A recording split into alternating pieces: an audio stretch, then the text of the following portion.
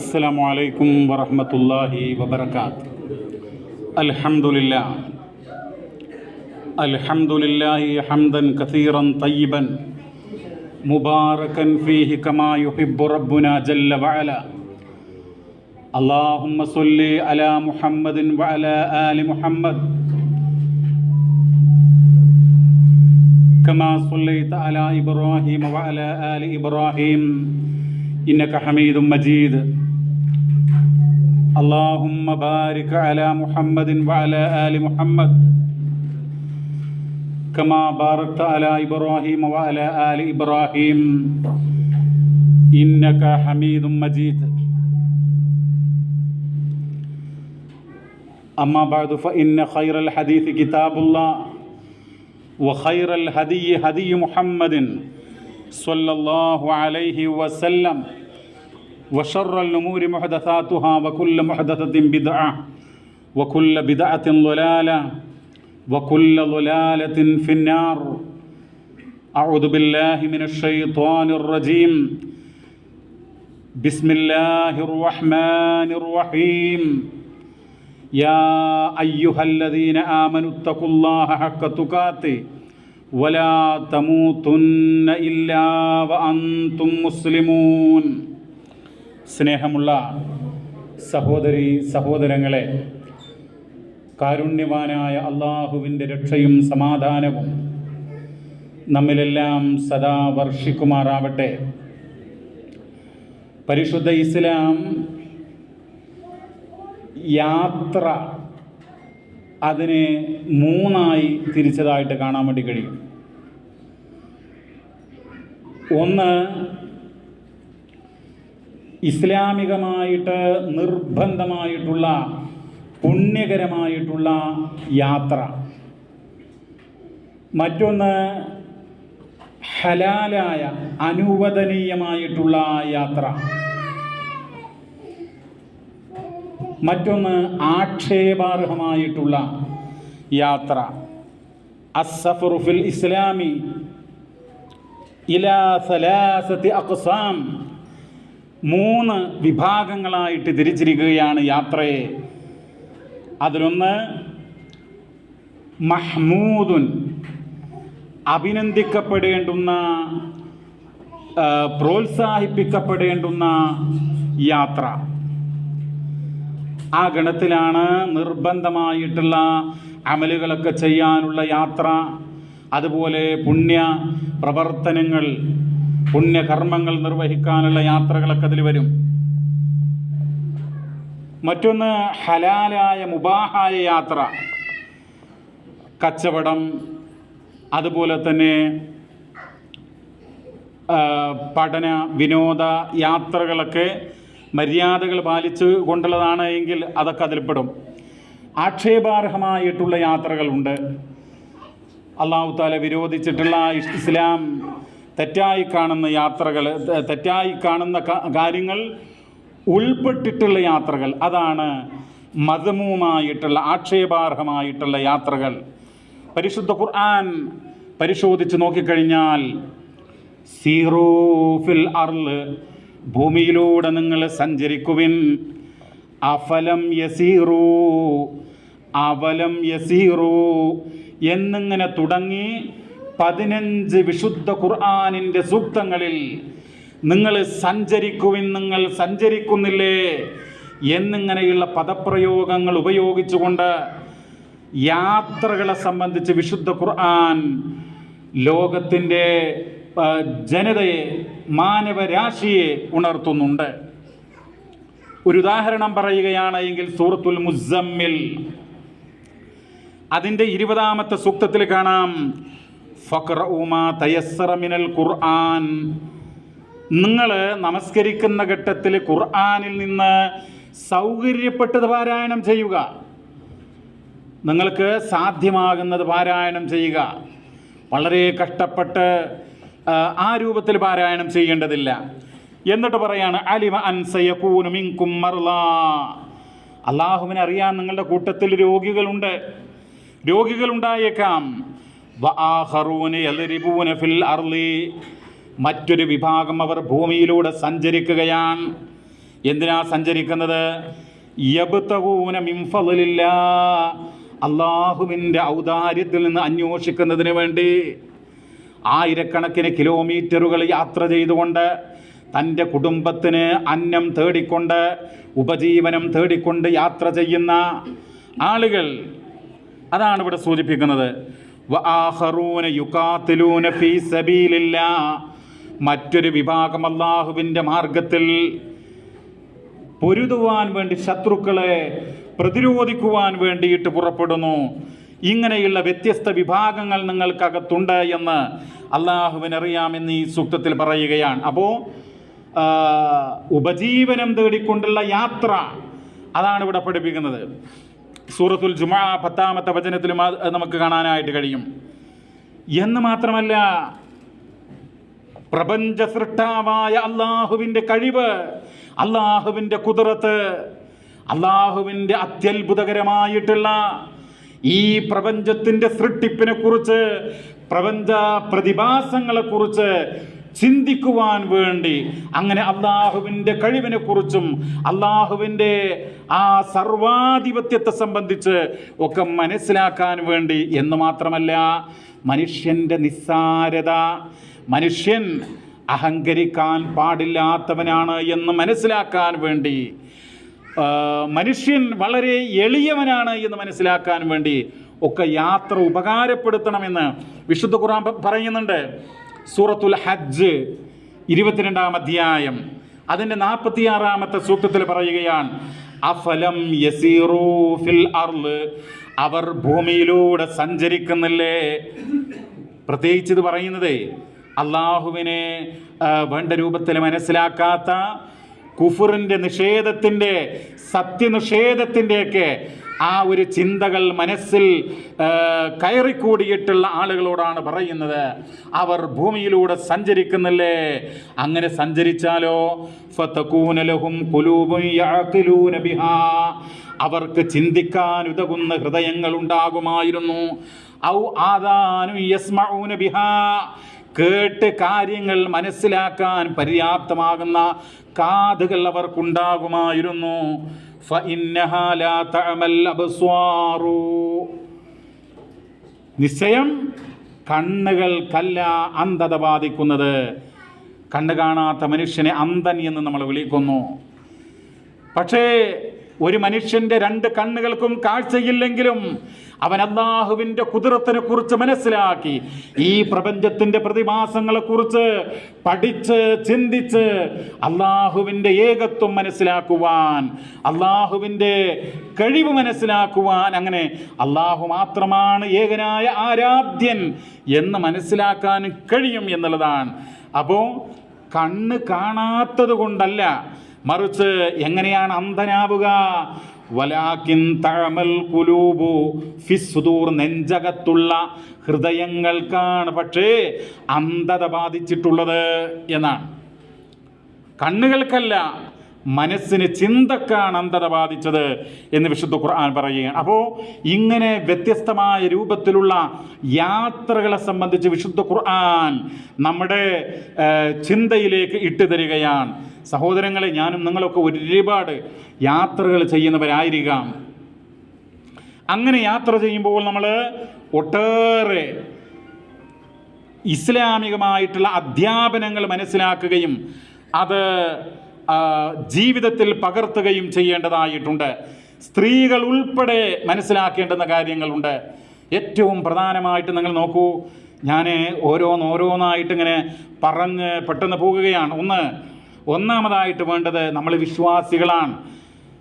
നമ്മൾ നാളെ റബ്ബിൻ്റെ കോടതിയിലേക്ക് ഒരുമിച്ച് കൂട്ടപ്പെടേണ്ട ആളുകളാണ്. അവിടെ നരകവും സ്വർഗമുണ്ട്, വിചാരണയുണ്ട് എന്ന് നമുക്കറിയാം. തീർച്ചയായും അതുകൊണ്ട് തന്നെ നമ്മൾ വിശ്വാസികൾ എന്നുള്ള നിലയ്ക്ക് തൗബ, അള്ളാഹുവിനോട് പശ്ചാത്താപം നിർവഹിക്കണം എന്നുള്ളതാണ്. പ്രത്യേകിച്ചൊരു യാത്രയൊക്കെ പോകുമ്പോൾ അതിനു മുമ്പായിട്ട് യാത്രയിൽ എന്ത് സംഭവിക്കുമെന്ന് ആർക്കറിയാം? റബ്ബിനല്ലാതെ. യാത്ര പോയ ആളുകൾ എത്ര പേര് തിരിച്ചു വന്നിട്ടുണ്ട്. അപ്പോൾ ആ യാത്രക്ക് മുന്നോടിയായിക്കൊണ്ട് തൗബ ചെയ്യണം എന്നാണ് ഇസ്ലാമിക പണ്ഡിതന്മാർ പരിശുദ്ധ ഖുർആനിൻ്റെയും തിരുസുന്നത്തിൻ്റെയും ഒക്കെ വെളിച്ചത്തിൽ രേഖപ്പെടുത്തിയിട്ടുള്ളത് എന്നുള്ളതാണ്. ഈ തൗബ എന്ന് പറയുമ്പോൾ അത്തൗബതു ഇലല്ലാഹി തആല മിനൽ മആസി, പാപങ്ങളിൽ നിന്ന്, തെറ്റുകളിൽ നിന്ന് അവൻ പശ്ചാത്തപിക്കണം. പടച്ചവനെ ഞാൻ തൗബ ചെയ്യുന്നു എന്ന് പറഞ്ഞാൽ മതിയോ? പോരാ. തൗബയുടെ ഷർത്തുകളുണ്ട്, തൗബ സ്വീകരിക്കാനുള്ള നിബന്ധനകളുണ്ട്, അത് പാലിക്കണം എന്ന് മാത്രമല്ല, നമ്മൾ ആരെയൊക്കെ ആക്രമിച്ചിട്ടുണ്ടോ, നമ്മുടെ ഉപദ്രവങ്ങൾക്ക് ആരൊക്കെ വിധേയമായിട്ടുണ്ടോ അവരുടെ അവകാശങ്ങൾ നൽകണം. റദ്ദുൽ മലാലിം എന്നതിന് പറയും. അതുപോലെ തന്നെ നമ്മുടെ അടുക്കൽ ആരെങ്കിലും വല്ലതും ഏൽപ്പിച്ചിട്ടുണ്ട് എങ്കിൽ അതവർക്ക് തിരികെ നൽകാൻ നമ്മൾ തയ്യാറാകണം. കാരണം കരാറുകൾ പൂർത്തീകരിക്കുവാൻ കൽപ്പിക്കപ്പെട്ടവരാണ്, പ്രത്യേകിച്ച് വിശ്വാസികൾ. യാത്ര പോകുമ്പോൾ ഹലാലായ സമ്പത്ത് മാത്രമേ, വിശിഷ്ടമായ ഹലാലും തൊയ്യബുമായിട്ടുള്ള കാര്യമാണ് നമ്മൾ സ്വീകരിക്കേണ്ടത്. കുറേ പലിശയുടെ മുതൽ കൊണ്ട്, അഴിമതിയുടെ, അതുപോലെ തന്നെ വഞ്ചനയുടെ, അങ്ങനെയൊക്കെ സ്വത്തുണ്ടാക്കി ആ സ്വത്ത് കൊണ്ട് ഹജ്ജ് ചെയ്തു, അത് 1 2 അല്ലെങ്കിൽ അധികം ഹജ്ജ് ചെയ്തു, കാര്യമുണ്ടോ പ്രിയമുള്ളവരെ? അപ്പോൾ ഹലാലായ സമ്പത്തായിരിക്കണം എന്നുള്ളതാണ്. അതുപോലെ തന്നെ നമ്മൾ സത്യത്തിലൊരു സംഘമൊക്കെ യാത്ര പോകുമ്പോൾ, ഇതൊക്കെ ഇസ്ലാമിക മര്യാദയാണ് കേട്ടോ, കൂടെയുള്ള ആളുകൾക്ക് കൂടെ ഭക്ഷണ പദാർത്ഥങ്ങൾ സാധിക്കുന്ന രൂപത്തിൽ. ഇപ്പോൾ ഒരു ബസ്സിൽ 50 ആളുണ്ടെങ്കിൽ, അല്ലെങ്കിൽ ഒരു ഫ്ലൈറ്റിൽ കുറേ ആളുകൾ, എല്ലാവർക്കും ഭക്ഷണം നമ്മളടുത്ത് ഉണ്ടാവില്ല, എങ്കിലും ഒരല്പം അധികം കരുതുക. കൂടെയുള്ള ആളുകൾക്ക് ഒരുപക്ഷെ അവരുടെ അടുത്ത് ഭക്ഷണം ഉണ്ടായിരിക്കുകയില്ല, അപ്പോൾ നമ്മൾ കഴിക്കുമ്പോൾ അല്പം അവർക്കും കൊടുക്കാനായിട്ട് ഭക്ഷണം വേണം എന്നുള്ളതാണ്. അതുപോലെ തന്നെ നല്ല സംസാരമായിരിക്കണം, ഒരൊറ്റ ചീത്ത വാക്കും ഉണ്ടായിരിക്കാൻ പാടില്ല. സൽ സ്വഭാവം ആ സന്ദർഭത്തിൽ യാത്രയിലുടനീളം പ്രകടമാകുന്ന വിധത്തിലായിരിക്കണം. പലപ്പോഴും നാട് വിട്ടാൽ ആളുകളുടെ തനി സ്വഭാവം വ്യക്തമാകുന്ന ഒരവസ്ഥ, അതൊരു മുസ്ലിമിന് ചേർന്നതല്ല എന്ന് നമ്മൾ മനസ്സിലാക്കുക. ഉന്നതമായ സംസ്കാരം പ്രകടമാകുന്ന ഒരു വേളയായിരിക്കണം യാത്ര എന്നുള്ളതാണ്. മഹാനായിട്ടുള്ള അബൂദർ റളിയല്ലാഹു തആല അൻഹുവിനോട് പ്രവാചകൻ സല്ലല്ലാഹു അലൈഹി വസല്ലമ പറഞ്ഞിട്ടുള്ള വളരെ അടിവരയിടേണ്ടുന്ന ഒരു വാക്ക്, സഹോദരങ്ങളെ, യാത്രയിൽ ഇപ്പോൾ ടൂർ പോകുന്ന ആളുകളുണ്ട്, അതുപോലെ ബിസിനസ് യാത്രകൾ ചെയ്യുന്ന ആളുകളുണ്ട്, ഹജ്ജിനും ഉംറക്കും പോകുന്ന ആളുകളുണ്ട്, പലവിധ യാത്രകൾ നടത്തുന്ന ആളുകളുണ്ട്. ആ സന്ദർഭത്തിലെല്ലാം ഓർത്ത് വെക്കേണ്ടുന്ന, നീ യാത്ര പോകല അല്ലാത്ത സന്ദർഭങ്ങളിലാണെങ്കിലും ഓർത്തു വെക്കേണ്ടുന്ന ഒരു വചനമാണ്. അബൂദർ റളിയല്ലാഹു തആല അൻഹു പറയാണ്, എന്നോട് അള്ളാന്റെ റസൂല് പറഞ്ഞു, ഇത്തഖില്ലാഹ ഹൈസുമാ കുൻത്, നീ എവിടെയായിരുന്നാലും അള്ളാഹുവിനെ സൂക്ഷിക്കുക എന്നുള്ളതാണ്. എവിടെയായിരുന്നാലും നീ തിന്മ ചെയ്യാൻ പാടില്ല. പക്ഷേ മനുഷ്യനാണല്ലോ, അവിചാരിതമായിട്ട് വല്ല തിന്മയൊക്കെ സംഭവിച്ചു പോയാൽ ഉടനെ നന്മ ചെയ്യണം. കാരണം ആ നന്മയുണ്ടല്ലോ, തംഹുഹാ, നീ ചെയ്തു പോയിട്ടുള്ള തിന്മയെ മായ്ക്കും.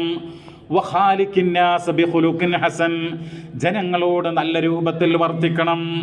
ഇത് ഇമാം തിർമിദി അദ്ദേഹത്തിൻ്റെ സുനനിൽ 1987 നമ്പറായിട്ട് കൊടുത്തിട്ടുള്ള വചനമാണ്.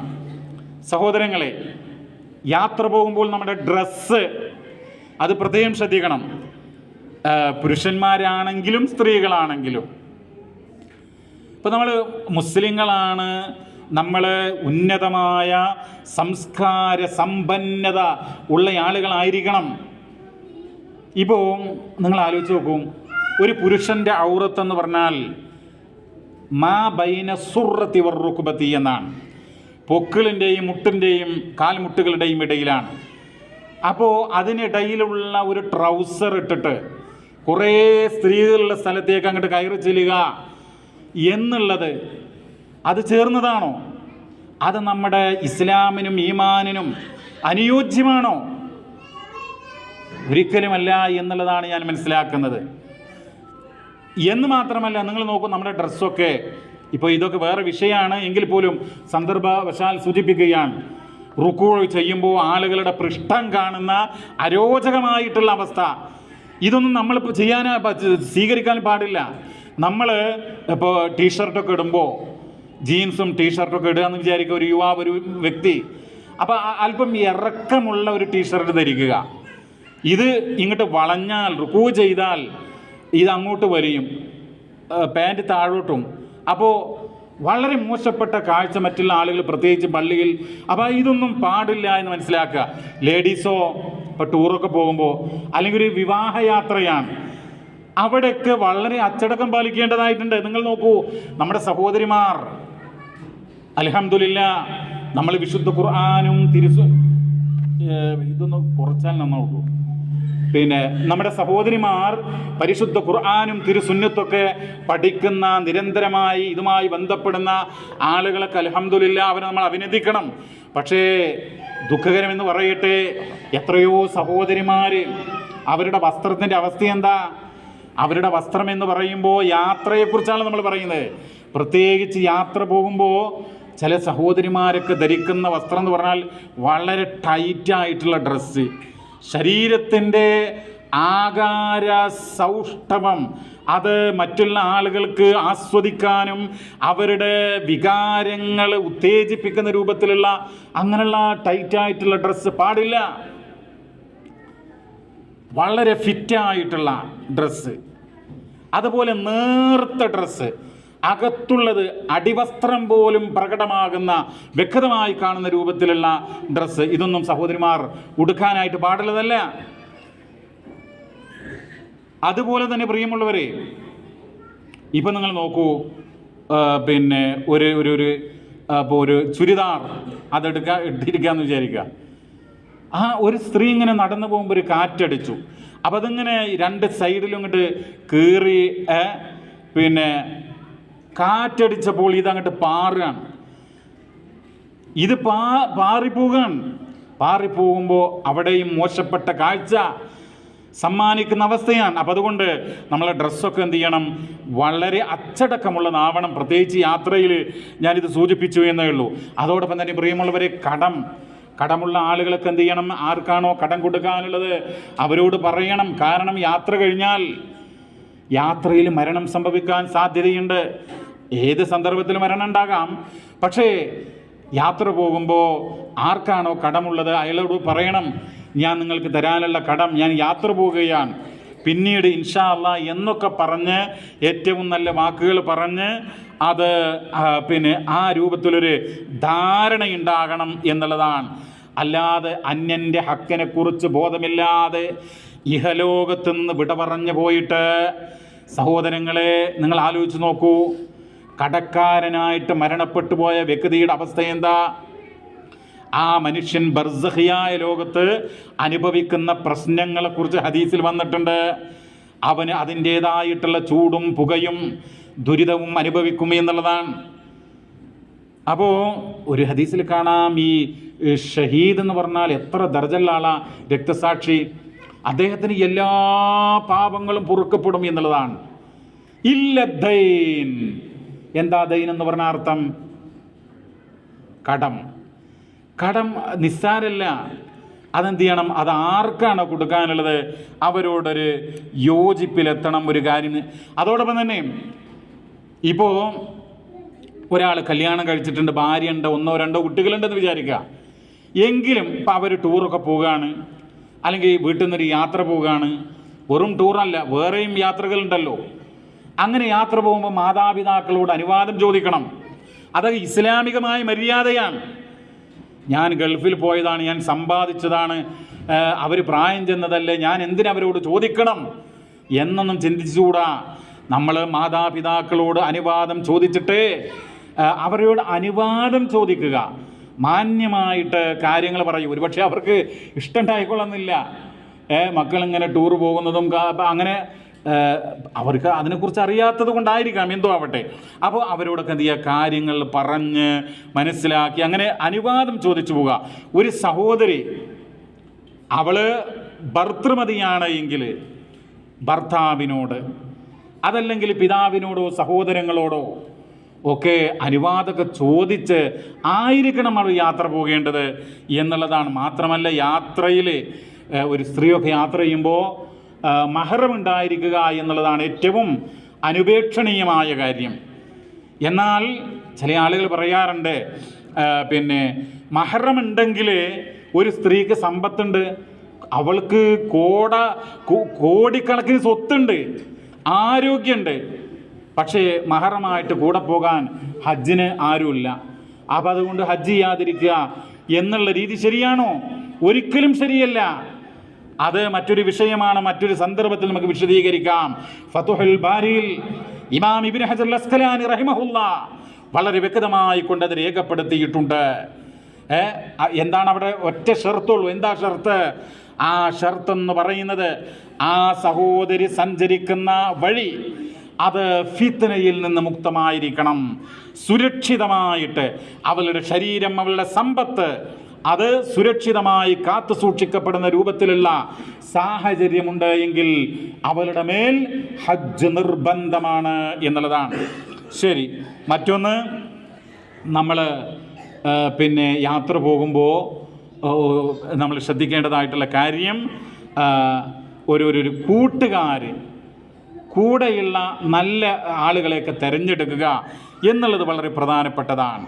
നബി സല്ലല്ലാഹു അലൈഹി വസല്ലമ പറഞ്ഞതായിട്ട് സഹീഹുൽ ബുഖാരിയിൽ 2998 നമ്പർ വചനത്തിൽ കാണാം.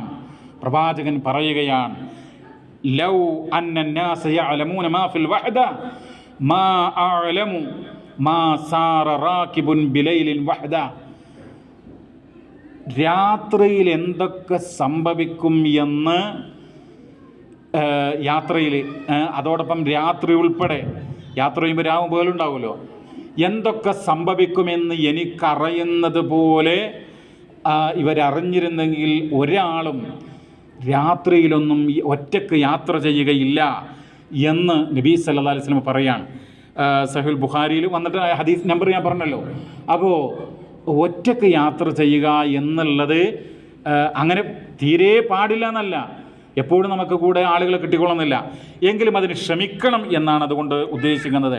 മറ്റൊരു ഹദീസിൽ കാണാം, അൽ മുസാഫിറു ഷൈത്വാൻ, യാത്രക്കാരന് ഷൈത്വാൻ എന്ന് പറഞ്ഞാൽ ഷെയ്ത്താനാണെന്നല്ല, മറിച്ച് അതിൽ തെറ്റിനും അതുപോലെ പിശാച്ചിൻ്റെ താല്പര്യങ്ങൾക്കൊക്കെ വിധേയനാകാൻ, വശംവദനാകാൻ ഏറെ സാഹചര്യമുണ്ട് എന്നർത്ഥം. ഒറ്റയ്ക്ക് യാത്ര ചെയ്യുക, രണ്ടാൾ യാത്ര ചെയ്യുക, എന്നാൽ വസ്സലാസത്തു റക്ബുൻ, മൂന്നാളുകൾ, അതാണ് ഒരു സഞ്ചാരത്തിനുള്ള, ഒരു യാത്രക്കുള്ള സംഘം എന്ന് ഇമാം അബൂദാവൂദ്, തിർമിദി, നസായി ഒക്കെ ഉദ്ധരിക്കുന്ന വചനത്തിൽ കാണാം. ഇമാം അബൂദാവൂദിൻ്റെ ഹദീസ് നമ്പറിൽ 2607 നമ്പറായിട്ട് അത് കാണാനായിട്ട് കഴിയും. മഹാനായ അബൂബക്കർ റളിയല്ലാഹു തആല അൻഹു ഹിജറ പോകുന്ന ഘട്ടത്തിൽ ആരുടെ കൂടെയാണ്? പ്രവാചകൻ്റെ കൂടെയാണ്. അപ്പോൾ പ്രവാചകന് അബൂബക്കർ സിദ്ദീഖ് റളിയല്ലാഹു അൻഹു കൂട്ടുകാരനായിട്ട് യാത്രയിൽ ഉണ്ടായിരുന്നു എന്നുള്ളതാണ്. എന്ന് മാത്രമല്ല, നിങ്ങൾ നോക്കൂ, ഈ കൂടെ നമ്മുടെ ഫ്രണ്ട്സ് എന്ന് പറയുമ്പോൾ അൽ മർഉ അലാ ദീനി ഖലീലിഹി എന്നാണ്. ഒരാൾ തൻ്റെ കൂട്ടുകാരൻ്റെ ആ ഒരു ആദർശത്തിലാണ്, ദീനിലാണ് എന്നാണ്. അതുകൊണ്ട് ഫലിയൻദുർ അഹദുക്കും മൻ യുഖാലിൽ, ആരെയാണ് കൂട്ടുകാരനായി ഒരാൾ തിരഞ്ഞെടുക്കുന്നത് എന്ന് ഓരോ ആളുകളും നോക്കട്ടെ എന്നുള്ളതാണ്. എല്ലാവരുടെ കൂടെയും ഫ്രണ്ട്ഷിപ്പ് ഉണ്ടാക്കാനായിട്ട് നമുക്ക് പറ്റില്ല. നല്ല സംസ്കാരമുള്ള, മാന്യതയുള്ള ആളുകളായിരിക്കണം. ദുസ്വഭാവങ്ങളും ദുർനടപ്പുകളുമുള്ള ആളുകളെ കൂട്ടുകാരായി സ്വീകരിച്ചാൽ തീർച്ചയായും സംശയം വേണ്ട, അനധിവിദൂരമല്ലാത്ത ഭാവിയിൽ അയാളും അങ്ങനെയുള്ള കാര്യത്തിലേക്ക് കൂപ്പുകുത്തും എന്നാണ്. പ്രത്യേകിച്ച് യുവാക്കൾ മാത്രമല്ല, യുവതികളും ഒക്കെ ശ്രദ്ധിക്കേണ്ടതായ കാര്യമാണ്. ഇപ്പം എന്താണ്, ഞാനൊരാണാവണമെങ്കിൽ, ഒരു യുവാവാകണമെങ്കിൽ അല്പം കുടിക്കണം, അല്ലെങ്കിൽ ചിലത് വലിക്കണം, ഉപയോഗിക്കണം, എന്നാലാണ് യുവത്വം അല്ലെങ്കിൽ പൗരുഷം ഉണ്ടാകൂ എന്ന്. അപ്പോൾ യുവതികളെന്താ, ആണും പെണ്ണും വ്യത്യാസമില്ല, അതുകൊണ്ട് ഞങ്ങൾക്കും അല്പമാകാം എന്ന് പറഞ്ഞിട്ട് അവരും കുടിക്കുന്ന പ്രവണത. അപ്പോൾ ഇതൊക്കെ, ഇങ്ങനെയുള്ള കൂട്ടുകാരുണ്ടല്ലോ, അതൊരിക്കലും പാടില്ല എന്നുള്ളതാണ്. തീർച്ചയായിട്ടും എപ്പോഴും നമ്മൾ മാന്യതയും മര്യാദയുമുള്ള സംസ്കാരമുള്ള തന്നിഷ്ടങ്ങളെയും സ്വേച്ഛകളെയും പിൻപറ്റുന്ന ആളുകളെ ഒഴിവാക്കിക്കൊണ്ട് ആ രൂപത്തിലായിരിക്കണം നമ്മൾ യാത്രയിൽ. അതോടൊപ്പം തന്നെ ചില സ്ഥലങ്ങളുണ്ടല്ലോ, നമ്മൾ തിരഞ്ഞെടുക്കുന്ന സ്ഥലങ്ങൾ വളരെ മോശപ്പെട്ട എല്ലാ തിന്മകളുടെയും കേന്ദ്രങ്ങൾ, അവിടേക്ക് അറിഞ്ഞുകൊണ്ട് നമ്മൾ പോയിക്കൂടാ എന്നുള്ളതാണ്. പിന്നെ അത്രമാത്രം അവിടെ ചെന്നാൽ ഒരു കടുകുമണിയോളം ഞാൻ തിന്മ ചെയ്യില്ല എന്ന് ഉറപ്പുണ്ട് എങ്കിൽ ആകാമെന്ന് മാത്രം. നിങ്ങൾ നോക്കൂ, പ്രവാചകൻ സല്ലല്ലാഹു അലൈഹി വസല്ലം പറയുകയുണ്ടായി, 3 നാൾ യാത്ര പോവുകയാണെങ്കിൽ ഫലിയുഅമ്മിറു അഹദഹും, അവരിൽ ഒരാൾ അവർ നേതാവാക്കട്ടെ എന്നുള്ളതാണ്. അപ്പോൾ യാത്രക്കൊരു നേതാവ് ഉണ്ടാവണം. അങ്ങനെയാണ് ഇസ്ലാമിൻ്റെ ഒരു കാഴ്ചപ്പാട്, അതാണ് ഒരു അമീർ അത് ഉണ്ടാവണം എന്നാണ്. അതോടൊപ്പം തന്നെ നിങ്ങൾ നോക്കൂ, പ്രാർത്ഥനകൾ. ഇപ്പോൾ യാത്ര പോകുന്നവർ, മുസാഫിർ, യാത്ര പോകുന്ന ആൾക്ക് എന്താ പറയുക, മുസാഫിർ, അയാൾ എന്ത് ചെയ്യണം, പിന്നെ അയാൾ ആരൊക്കെയാണോ യാത്ര അയക്കുന്നത് അവർക്ക് വേണ്ടി പ്രാർത്ഥിക്കണം. ഒരു ഹദീസിൽ കാണാം, അസ്തൗദിഉകുമുല്ലാ അല്ലദീ ലാ തുളിഉ വദായഹു. ഇപ്പോൾ ഒരാൾ വീട്ടിൽ നിന്ന് യാത്ര പോകാണ്, അയാളെ ഭാര്യയുണ്ട്, മക്കളുണ്ട്, മാതാപിതാക്കളുണ്ട്. അപ്പോൾ ഈ മനുഷ്യൻ ഇറങ്ങുമ്പോൾ പറയാണ്, അസ്തൗദിഉകുമുല്ലാ അല്ലദീ ലാ തുളിഉ വദായഹു, ഞാനിതാ നിങ്ങളെ അള്ളാഹുവിനെ ഏൽപ്പിക്കുകയാണ്, ഒന്നും ഒരു വിഭവവും നഷ്ടപ്പെടുത്താത്ത അള്ളാഹുവിനെ ഇതാ ഞാൻ നിങ്ങളെ ഏൽപ്പിക്കുന്നു എന്നുള്ള പ്രാർത്ഥനാപൂർവം ആയിരിക്കണം അദ്ദേഹം യാത്ര പോകേണ്ടത് എന്നാണ്. അതോടൊപ്പം യാത്ര അയക്കുന്നവരെന്ത് പറയണം, എന്ത് പ്രാർത്ഥിക്കണം, അതൊക്കെ ഹദീസുകളിൽ സവിസ്തരം വന്നതാണ്. അസ്തൗദിഉല്ലാഹ ദീനക വ അമാനതക വ ഖവാതീമ അമലിക് എന്നാണ് പ്രാർത്ഥിക്കേണ്ടത്. ചില റിപ്പോർട്ടുകളിൽ വ ഖവാതീമ അമാലിക് എന്നും കാണാനായിട്ട് കഴിയും. ഇമാം അബൂദാവൂദ് 2600, ഇമാം തിർമിദി 3443, ഇമാം ഇബ്നു മാജ 2826 നമ്പറുകളിലായിട്ട് അത് കൊടുത്തതായിട്ട് കാണാനായിട്ട് കഴിയും. മഹാനായിട്ടുള്ള ഇമാം ഇബ്നു മുഫ്ലി അൽ ഹംബലി അദ്ദേഹത്തിൻ്റെ അൽ ആദാബു ശർഇയ്യ എന്ന് പറയുന്ന കിതാബിൽ രേഖപ്പെടുത്തുകയാണ്, അസ്സുന്നത്തു ഇദാ ഖദിമ റജുലുൻ മിൻ സഫറിൻ, ഒരാൾ ഒരു യാത്ര കഴിഞ്ഞ് മടങ്ങി വന്നാൽ അയ്യഅതിയഹു ഇഖ്വാനുഹു ഫയുസല്ലിമൂന അലൈഹി, ആ യാത്ര കഴിഞ്ഞ് വന്ന ആളുണ്ടല്ലോ, അയാളുടെ കൂട്ടുകാർ, ചങ്ങാതിമാർ, അതുപോലെ സഹോദരങ്ങൾ, അവരൊക്കെ ചെന്ന് അങ്ങോട്ട് സലാം പറഞ്ഞ് സ്വീകരിക്കുക. പിന്നെ വന്ന അല്പം കഴിഞ്ഞിട്ടാണെങ്കിലും ശരി അദ്ദേഹത്തോട് അങ്ങോട്ട് സലാം പറയുക എന്നാണ്. എന്നാൽ വഇദാ ഖറജ ഇലാ സഫറിൻ അൻ യഅതിയഹും ഫയുവദ്ദിഉഹും, ഒരാൾ പോവുകയാണ്, ആ പോകുന്ന ഘട്ടത്തിൽ ഇതുപോലെ സഹോദരങ്ങളോടും അയൽവാസികളോടും ബന്ധുക്കളോടൊക്കെ ഞാൻ യാത്ര പോകുന്നുണ്ട് എന്നൊക്കെ പറഞ്ഞ് പ്രാർത്ഥിച്ചുകൊണ്ട് ഫയുവദ്ദിഉഹും വയഗ്തനിം ദുആഹും എന്ന ആ പ്രാർത്ഥന ഉപകാരപ്പെടുത്തുക എന്നാണ്, ആ പ്രാർത്ഥനയ്ക്കുള്ള അവസരം ഉപയോഗപ്പെടുത്തുക എന്നുള്ളതാണ്. അതുപോലെ തന്നെ പ്രിയമുള്ളവരെ നിങ്ങൾ നോക്കൂ, യാത്ര പോകുമ്പോൾ വസിയ്യത്ത് തേടുക എന്നുള്ളതാണ്. ആരുടെ നിന്ന്? ഏറ്റവും നല്ലവരായ മാതൃകായോഗ്യരായ ആളുകളുടെ അടുക്കൽ നിന്ന് വസിയ്യത്ത് തേടുക എന്നുള്ളതാണ്. നബി സല്ലല്ലാഹു അലൈഹി വസല്ലമയുടെ അടുക്കൽ ഒരാൾ വന്നു, അയാൾ പറയാണ്, പ്രവാചകരെ ഞാൻ യാത്ര പോകുകയാണ്, യാ റസൂലല്ലാഹ് ഇന്നി ഉരീദു അൻ ഉസാഫിറ ഫസവ്വിദൂനി, എനിക്ക് പാഥേയം നൽകിയാലും. പാഥേയം എന്ന് പറഞ്ഞാൽ യാത്രക്കുള്ള വിഭവങ്ങൾ, പണം, വാഹനം, ഇതൊക്കെയാണ് ഉദ്ദേശിക്കുന്നത്. പക്ഷേ ഇവിടെ ഉപയോഗിച്ചിട്ടുള്ളത്, ആ പദം പ്രയോഗിച്ചിട്ടുള്ളത് എനിക്ക് ഉപദേശം തന്നാലും എന്നാണ്. നബി സല്ലല്ലാഹു അലൈഹി വസല്ലമയോ അദ്ദേഹത്തോട് പറഞ്ഞു, അദ്ദേഹത്തിന് വേണ്ടി പ്രാർത്ഥിച്ചു, സവ്വദകല്ലാഹു ബിത്തഖ്വാ, സവ്വദകല്ലാഹു ബിത്തഖ്വാ, അല്ലാഹു അങ്ങേക്ക് തഖ്വ വർദ്ധിപ്പിച്ചു തരട്ടെ. അപ്പം അദ്ദേഹം വീണ്ടും ചോദിച്ചു, പ്രവാചകരെ ഒന്നുകൂടെ സിദ്നി യാ റസൂലല്ലാഹ്. അപ്പം പറഞ്ഞു, ഗഫറല്ലാഹു ദംബക്, അങ്ങയുടെ പാപം അല്ലാഹു പുറത്തു തരട്ടെ. അദ്ദേഹം വീണ്ടും പറഞ്ഞു, സിദ്നി ബി അബി അൻത വ ഉമ്മി, എൻ്റെ മാതാവും പിതാവും അങ്ങേക്ക് പ്രായശ്ചിത്തമാണ്, ഇനിയും എനിക്ക് ഉപദേശം തന്നാലും. അപ്പോൾ റസൂൽ പറഞ്ഞു, വയസ്സറ ലകൽ ഖൈർ, നിനക്ക് നന്മ ആ നന്മക്ക് അള്ളാഹു നന്മയിലേക്ക് എളുപ്പമാക്കി തരട്ടെ, ഹൈസുമാക്കുന്ത് നീ എവിടെയായിരുന്നാലും എന്നിങ്ങനെയുള്ള പ്രാർത്ഥനകൾ നൽകിയെന്ന. അപ്പം നമ്മൾ എന്ത് ചെയ്യുക, യാത്രയൊക്കെ പോകുമ്പോൾ ഹൈർ ഉള്ള നന്മയുള്ള ആളുകളുണ്ടല്ലോ, ഇപ്പം നമ്മുടെ മാതാപിതാക്കൾ, അതുപോലെ തന്നെ തഖ്വയോടുകൂടെ ജീവിക്കുന്ന ആളുകൾ, അവരോടൊക്കെ എനിക്ക് വേണ്ടി പ്രാർത്ഥിക്കണം എന്നൊക്കെ ഒരു വസീയത്തൊക്കെ നടത്തിക്കൊണ്ട് യാത്ര പോകുക എന്നുള്ളതാണ് ഇത് നൽകുന്ന പാഠം. പ്രവാചകൻ്റെ മറ്റൊരു അധ്യാപനം എന്ന് പറയുന്നത് ഇസ്തിഹ്ബാബു സഫർ യൗമൽ ഖമീസ്, വ്യാഴാഴ്ച യാത്ര പോകുക എന്നുള്ളത് സുന്നത്താണ് എന്നുള്ളത്. അത് കരുതി എല്ലാവരും വ്യാഴാഴ്ച മാത്രമേ പോകാവൂ എന്നല്ല, അതൊക്കെ ഒരു സുന്നത്താണ് എന്ന് മാത്രം, സാധിക്കുമെങ്കിൽ എടുക്കുക എന്നുള്ളതാണ്. ബുഖാരിയിൽ തന്നെ കാണാം 2949 നമ്പർ വചനത്തിലെ തബൂക്ക് യുദ്ധത്തിന് പോയ ഘട്ടത്തിൽ വ്യാഴാഴ്ചയാണ് റസൂലുള്ളാഹി സ്വല്ലല്ലാഹു അലൈഹി വസല്ലമ പുറപ്പെട്ടത് എന്ന് മാത്രമല്ല, വകാന യുഹിബ്ബു അൻ യഖ്റുജ യൗമൽ ഖമീസ്, വ്യാഴാഴ്ചയാണ് അവിടുന്ന് യാത്ര പുറപ്പെടാനായിട്ട് ഉദ്ദേശിച്ചിരുന്നതെന്നാണ്. അതുപോലെ പ്രഭാതത്തിൽ നേരത്തെ പോകുക എന്നുള്ളത്. അല്ലാഹുമ്മ ബാരിക് ലി ഉമ്മത്തി ഫീ ബുകൂരിഹാ, നേരത്തെ പോകുന്ന, അങ്ങനെയുള്ള നേരത്തെ ജോലിക്ക് പോകുന്ന, നേരത്തെ യാത്ര പോകുന്ന, നേരത്തെ ചെയ്യുന്ന ആളുകൾക്ക് എൻ്റെ സമുദായത്തിന് നീ ബറക്കത്ത് ചെയ്യണേ, അനുഗ്രഹം ചെയ്യണമേ എന്ന് പ്രവാചകൻ പ്രാർത്ഥിച്ചു എന്നുള്ളതാണ്. സഹോദരങ്ങൾ, വളരെ പ്രധാനപ്പെട്ട ഒരു കാര്യം, യാത്ര പോകുമ്പോൾ നമ്മുടെ സമൂഹത്തിനിടയിൽ എന്തെല്ലാം അന്ധവിശ്വാസമുണ്ട്. ചൊവ്വാഴ്ച യാത്ര പോകൂല ആളുകൾ. എന്താ കാരണം? ചൊവ്വാഴ്ച യാത്ര പോയാൽ ആ യാത്ര ഗുണം പിടിക്കുകയില്ല എന്നുള്ളതാണ്. ചൊവ്വാ ദോഷം എന്ന് നിങ്ങൾ കേട്ടില്ലേ? അങ്ങനെയൊക്കെ പല അന്ധവിശ്വാസങ്ങളും ആളുകൾക്കിടയിലുണ്ട്. കാലം നോക്കുകയാണ്, മുഹൂർത്തം നോക്കുകയാണ് ആളുകൾ. രാഹുകാലം, ഗുളികകാലം എന്നൊക്കെ പറഞ്ഞിട്ട് ഹൈന്ദവ സഹോദരങ്ങൾക്കിടയിലുള്ള വിശ്വാസം. ഇന്ന് മുസ്ലിങ്ങളായിട്ടുള്ള പലരും ഇതൊക്കെ നോക്കുകയാണ്. ടൈം, യാത്രക്ക് മാത്രമല്ല, വീടിന് തറക്കല്ലിടുക, കുറ്റിയടിക്കുക. അപ്പം അതിനേതാ സമയം? ഇതൊക്കെ ഇങ്ങനെ സമയമുണ്ടോ പ്രിയമുള്ളവരെ? ഇപ്പോൾ ഇസ്ലാമിൽ എന്താ സമയം?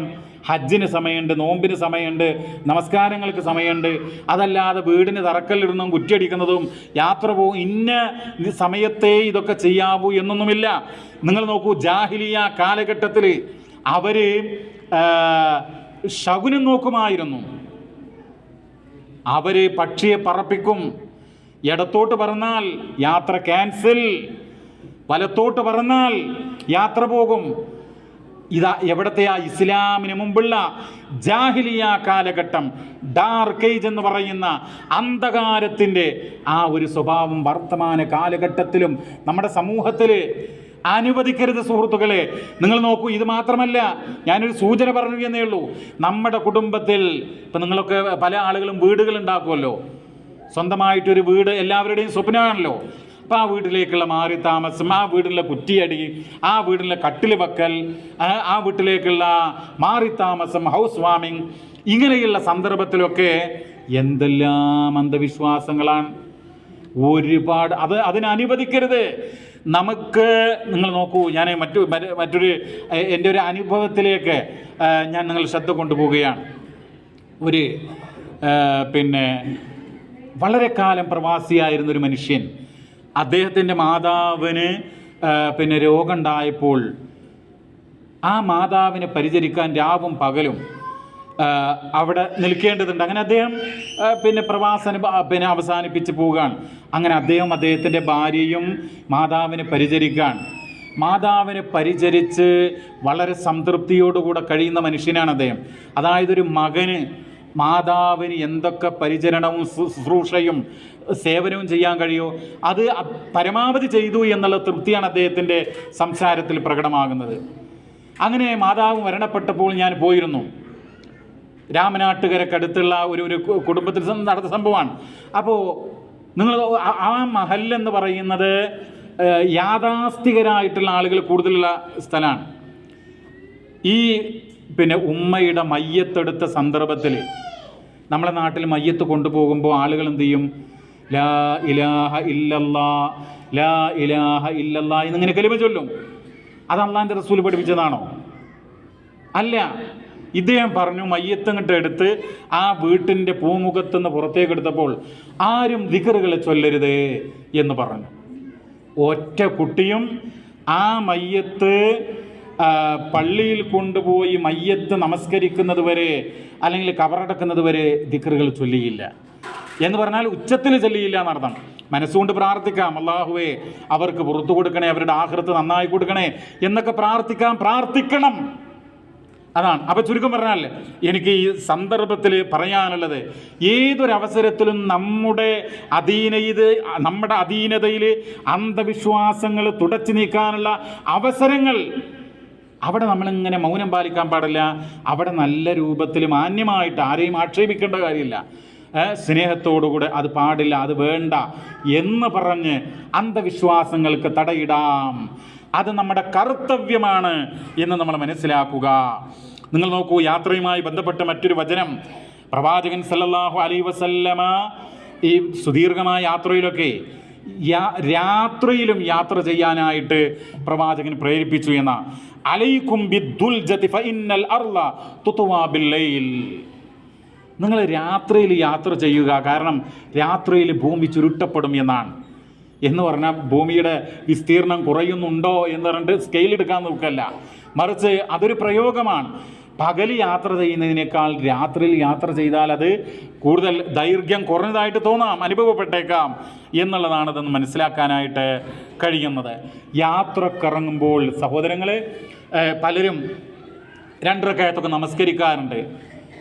അങ്ങനെ യാത്രക്ക് മുമ്പ് ഒരു നമസ്കാരം പ്രവാചകൻ സല്ലല്ലാഹു അലൈഹി വസല്ലം പഠിപ്പിച്ചതായിട്ട് സ്വഹീഹായിട്ടുള്ള ഒറ്റ ഹദീസിന്റെ ഗ്രന്ഥത്തിലും വന്നിട്ടില്ല.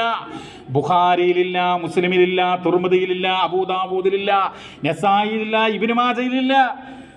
സഫർ, മുസാഫിർ അവർ ചെയ്യേണ്ട എത്രയോ കാര്യങ്ങളുണ്ട്. വീട്ടിൽ നിന്ന് ഇറങ്ങുമ്പോൾ എന്ത് പ്രാർത്ഥിക്കണം, വീട്ടിലേക്ക് തിരിച്ചു വരുമ്പോൾ എന്ത് ചെയ്യണം എന്ന് വരെ പഠിപ്പിക്കുന്ന സവിസ്തരം കാര്യങ്ങൾ പറയുന്നു. പക്ഷേ അങ്ങനെ വീട്ടിൽ നിന്ന് ഇറങ്ങിപ്പോകുമ്പോൾ നമസ്കരിക്കണം എന്ന് അള്ളാഹുവിൻ്റെ റസൂല് പഠിപ്പിച്ചിട്ടില്ല. എന്ന് മാത്രമല്ല, ഉസ്താദിനെ കൊണ്ടുവന്ന് ഒരു കൂട്ടദുആ, അതൊന്നും ഇസ്ലാം പഠിപ്പിച്ചിട്ടില്ല. അതുകൊണ്ട് നമ്മളതൊന്നും വേണ്ട. പിന്നെന്താ വേണ്ടത്? ഇമാം അബൂദാവൂദ് അദ്ദേഹത്തിൻ്റെ സുനനിൽ 5095 നമ്പർ വചനത്തിൽ പഠിപ്പിക്കുകയാണ്, ഇദാ ഖറജ റജുലു മിൻ ബൈതിഹി. ചുരുക്കത്തിൽ പറയാൻ, ഒരു വ്യക്തി, റജുൽ എന്ന് പറഞ്ഞാൽ പുരുഷനല്ല, വ്യക്തി, സ്ത്രീ ആകട്ടെ പുരുഷനാകട്ടെ, അവർ വീട്ടിൽ നിന്ന് ഇറങ്ങുമ്പോൾ ബിസ്മില്ലാഹി തവക്കൽതു അലല്ലാഹ് ലാ ഹൗല വലാ ഖുവത ഇല്ലാ ബില്ലാഹ്, ഇതാണ് പ്രാർത്ഥിക്കേണ്ടത് എന്നാണ്. അപ്പോൾ അതിൻ്റെ ശ്രേഷ്ഠതയൊക്കെ ഹദീസിൽ വന്നിട്ടുണ്ട്, ഞാൻ ചുരുക്കുകയാണ്. അതോടൊപ്പം തന്നെ പ്രിയമുള്ളവരെ, യാത്ര നമ്മൾ ഏത് വാഹനത്തിലാണ് കയറുന്നതെങ്കിലും ബിസ്മിയൊക്കെ ചൊല്ലി ആ വാഹനത്തിൽ കയറുക. എന്നിട്ട് പ്രവാചകന്റെ നടപടി എന്തായിരുന്നു? സഹീഹ് മുസ്ലിമിൽ 1342 വചനത്തിൽ കാണാം, കേട്ടോളൂ. കാന ഇദസ്തവ അലാ ബഈരിഹി, തൻ്റെ ഒട്ടകപ്പുറത്ത് ഇരുന്ന് കഴിഞ്ഞാൽ കബ്ബറ സലാസൻ, 3 തവണ തക്ബീർ മുഴക്കും. അല്ലാഹു അക്ബർ, അല്ലാഹു അക്ബർ, അല്ലാഹു അക്ബർ എന്നിങ്ങനെ 3 തവണ. അപ്പം നമ്മൾ എന്ത് ചെയ്യണം? തക്ബീർ പറയണം 3 തവണ. എന്നിട്ട് സൂറത്തു സുഹ്റുഫിൽ 13-14 ആയത്തുകളിൽ വന്നിട്ടുള്ളത് പോലെ സുബ്ഹാനല്ലദീ സഖറ ലനാ ഹാദാ വമാ കുന്നാ ലഹു മുഖ്രിനീൻ വഇന്നാ ഇലാ റബ്ബിനാ ലമുൻഖലിബൂൻ, ഇത് പറയുക. ഇത് മാത്രമല്ല, ഈ ഹദീസിൽ കാണുന്നത് അല്ലാഹുമ്മ ഇന്നാ നസ്അലുക ഫീ സഫരിനാ ഹാദാ അൽ ബിർറ വത്തഖ്വ വമിനൽ അമലി മാ തർളാ അല്ലാഹുമ്മ ഹവ്വിൻ അലൈനാ സഫറനാ ഹാദാ വത്ബി അന്നാ ബുഅദ അല്ലാഹുമ്മ അൻത സ്വാഹിബു ഫിസ് സഫർ വൽ ഖലീഫത്തു ഫിൽ അഹ്ൽ അല്ലാഹുമ്മ ഇന്നി അഊദു ബിക മിൻ വഗ്സാഇസ് സഫർ വകആബത്തിൽ മൻളർ വസൂഇൽ മുൻകലബ് ഫിൽ മാലി വൽ അഹ്ൽ. ഈ പ്രാർത്ഥന പ്രാർത്ഥിക്കണമെന്ന ഒരു പക്ഷേ നിങ്ങൾ നോക്കൂ, മനോഹരമായിട്ടുള്ള വാഹനം നമുക്കുണ്ടാകും, ആ വാഹനത്തിൽ ഈ പ്രാർത്ഥന എഴുതി തൂക്കിയിട്ടിരിക്കും. പക്ഷേ നമ്മൾ പാട്ടും പാടി വാഹനം ഓണാക്കി അങ്ങനെ പോകും, അല്ലേ? പ്രാർത്ഥിക്കണം പ്രിയമുള്ളവരെ. പ്രാർത്ഥന അത് വളരെ സുപ്രധാനമായ കാര്യമാണ്. പ്രാർത്ഥന മറന്നുകൂടാ എന്നാണ് ഈ ഹദീസിൻ്റെ അവസാനത്തിൽ കാണാം. യാത്ര കഴിഞ്ഞ് മടങ്ങുമ്പോൾ ഇതേ പ്രാർത്ഥന തന്നെ നിർവഹിച്ച് അതിലൂടെ അല്പം കൂടെ വർദ്ധിപ്പിക്കണം. എന്താ?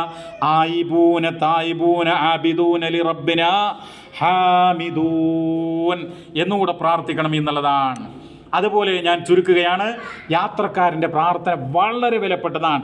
എപ്പോഴും നമ്മൾ കേൾക്കുന്നതാണ് സലാസു ദഅവാത്തിൻ മുസ്തജാബാത്ത്, 3 ആളുകളുടെ പ്രാർത്ഥന ഉത്തരം ചെയ്യപ്പെടുന്നതാണ്. അതിലൊന്ന് ആരുടെയാണ്? ദഅവത്തുൽ മുസാഫിർ, യാത്രക്കാരൻ്റെ പ്രാർത്ഥന. അതോടൊപ്പം തന്നെ ഇപ്പോൾ ശ്രദ്ധിക്കേണ്ടതായിട്ടുള്ള വേറൊരു പ്രധാനപ്പെട്ട കാര്യം പ്രിയമുള്ളവരെ, യാത്ര പോകുമ്പോൾ കുന്നുകൾ കയറും, മലകൾ, ഉയർന്ന ഭാഗങ്ങൾ നമ്മൾ പോകൂലേ? അപ്പം എന്ത് ചെയ്യണം? ആ സന്ദർഭത്തിൽ തക്ബീറുകൾ മുഴക്കണം. അതുപോലെ ഇറക്കമിറങ്ങുമ്പോഴോ തസ്ബീഹ്, സുബ്ഹാനല്ലാഹ്, കീർത്തനങ്ങൾ മുഴക്കണം എന്നുള്ളതാണ്. ബുഖാരിയുടെ 2993 വചനത്തിൽ കാണാം, കുന്ന ഇദാ സഇദന കബ്ബർന, ഞങ്ങൾ ഉയർന്ന ഭാഗങ്ങൾ അത് പോകുമ്പോൾ, അത് താണ്ടുമ്പോൾ കബ്ബർന എന്ന് പറഞ്ഞാൽ തക്ബീറുകൾ മുഴക്കും. അല്ലാഹു അക്ബർ, അല്ലാഹു അക്ബർ എന്ന് പറയും. വൈദാ നസൽന സബ്ബഹന, അങ്ങനെ ഉയർന്ന ഭാഗങ്ങൾ, കുന്നുകൾ ഇറങ്ങുമ്പോൾ സുബ്ഹാനല്ലാഹ് സുബ്ഹാനല്ലാഹ് എന്നിങ്ങനെ പറയും. സഹീഹുൽ ബുഖാരിയുടെ 1797 നമ്പർ. അതുപോലെ മുസ്ലിമിലും വന്നിട്ടുണ്ട്. സമയദൈർഘ്യം ഭയന്നുകൊണ്ട് പറയുകയാണ്, ഇദാ കഫല മിനൽ ഹജ്ജ് അവിൽ ഉംറ, അള്ളാഹുവിൻ്റെ റസൂൽ ഹജ്ജെന്നോ ഉംറയിൽന്നോ ആ യാത്ര മടക്കത്തിൽ എന്ത് പറയും കേട്ടോളൂ? യാത്ര മടങ്ങുന്ന ഘട്ടത്തിൽ 3 തവണ തക്ബീർ മുഴക്കി, ലാ ഇലാഹ ഇല്ലല്ലാഹു വഹ്ദാ ലാ ശരീക ലഹു ലഹുൽ മുൽക്കു വലഹുൽ ഹംദ് വഹുവ അലാ കുല്ലി ഷൈഇൻ ഖദീർ. എന്നിട്ട് ആയിബൂന തായിബൂന ആബിദൂന സാജിദൂൻ ലി റബ്ബിന ഹാമിദൂൻ സദഖല്ലാഹു വഅദഹു വനസറ അബ്ദഹു വഹസമൽ അഹ്സാബ വഹദഹു.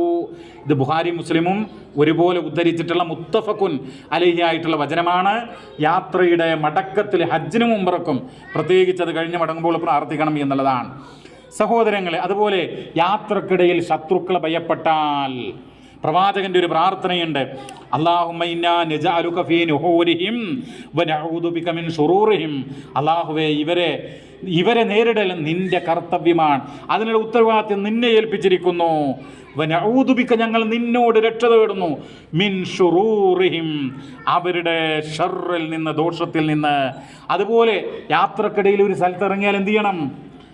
ഒരു സ്ഥലത്തിറങ്ങിയാൽ അവിടെ ദുആ ചെയ്യണം. അപ്പം നമ്മൾ ഇവിടുന്ന് പോവുകയാണ്, ഒരു 100 കിലോമീറ്റർ പോയി, അല്ലെങ്കിൽ 150 കിലോമീറ്റർ പോയി, അവിടെ നമസ്കരിക്കാനോ അല്ലെങ്കിൽ ഭക്ഷണം കഴിക്കാനോ മറ്റുള്ള ആവശ്യത്തിനോ ഇറങ്ങി.